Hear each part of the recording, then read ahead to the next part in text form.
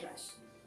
আমরা আগেই জেনেছি যে প্রেজেন্ট টেন্সকে 4টে ভাগে ভাগ করা হয়, আর আমরা আগের ক্লাসে এই 4টে ভাগের মধ্যে সিম্পল প্রেজেন্ট টেন্স বা প্রেজেন্ট ইনডিফিনাইট টেন্স নিয়ে তোমাদের সাথে আলোচনা করেছি।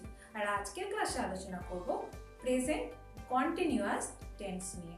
প্রেজেন্ট কন্টিনিউয়াস টেন্স কোনো কাজ বর্তমানকালে চলছে বা হচ্ছে কিন্তু এখনো শেষ হয়নি, এইরকম বোঝালে ক্রিয়ার রূপের অর্থাৎ ভার্বের রূপের যে পরিবর্তন হয় তাকেই বলা হয় প্রেজেন্ট কন্টিনিউয়াস টেন্স।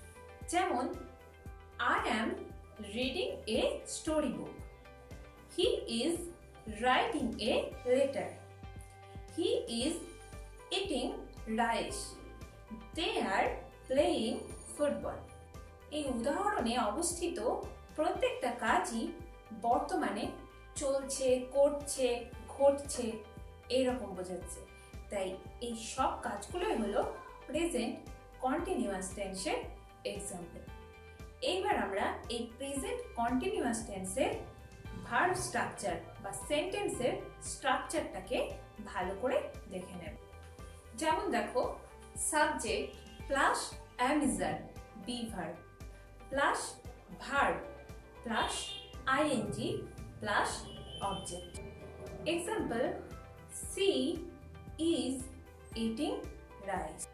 এখানে শি হলো সাবজেক্ট, ইজ এটা হলো বি ভার্ব, ইট হলো ভার্ব আর এই ইটের পরে যোগ হয়েছে আইএনজি, আর রাইস এটা হলো অবজেক্ট। দিয়ে হচ্ছে সি ইজ ইটিং রাইস। ঠিক এইরকমই আরো একটা উদাহরণ হলো দে আর প্লেয়িং ফুটবল। ঠিক আগের উদাহরণের মতনই এই উদাহরণটিতেও দে হলো সাবজেক্ট, আর এটা হলো ভি ভার্ব, আর প্লে এটা হলো ভার্ব আর এর সাথে যোগ হয়েছে আইএনজি, আর ফুটবল এটা হলো অবজেক্ট। দিয়ে হয়েছে দে আর প্লেয়িং ফুটবল। এইবার আমরা জেনে নেব যে সিঙ্গুলার ও প্লুরাল নাম্বারের সঙ্গে ইজ, অ্যাম, আর কিভাবে ব্যবহার করা হয়। যেমন দেখো, যদি সিঙ্গুলার নাম্বার হয় ফার্স্ট পারসন তাহলে আই এর সাথে অ্যাম যোগ হবে, আর প্লুরালে হবে উইথ আর। আর সেকেন্ড পারসন যদি সিঙ্গুলার নাম্বার হয় তাহলে ইউ এর সাথে আর যোগ হবে, আর এটা প্লুরালেও ইউ এর সাথে আর যোগ হবে। আর থার্ড পারসন যদি সিঙ্গুলার নাম্বার হয় তাহলে হি বা শি এদের সাথে ইজ যোগ হবে, আর এটা প্লুরালে হবে দে আর। প্রেজেন্ট কন্টিনিউয়াস টেন্সের ব্যতিক্রমী লক্ষ্য, অনেক সময় ভবিষ্যৎ অর্থ বোঝাতে প্রেজেন্ট কন্টিনিউয়াস টেন্স ব্যবহার করা হয়। যেমন he is coming here tomorrow, সে আগামীকাল এখানে আসিবে।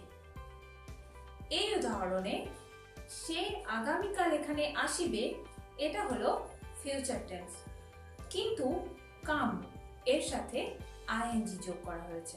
2 নম্বর ব্যতিক্রমী লক্ষণ হলো অনেক সময় বাংলা ক্রিয়ার রূপ প্রেজেন্ট কন্টিনিউয়াস টেন্সের মতো হলেও ইংরেজিতে এটা প্রেজেন্ট ইনডিফিনাইট টেন্স হয়। যেমন আমি অসুস্থ বোধ করছি, এটা ইংরেজিতে হবে I feel unwell. Okay everybody, এটাই হলো আমাদের প্রেজেন্ট কন্টিনিউয়াস টেন্স। আর এর পরের ভিডিও ক্লাসে আমরা প্রেজেন্ট পারফেক্ট টেন্স নিয়ে তোমাদের সাথে আলোচনা করব। হাত দিয়ে বলো, এটাকে ব্যবহার করব। কিভাবে ব্যবহার করতে হয় সেটা সম্ভব ক্লাস থেকে শিখবো। Very good, lovely students.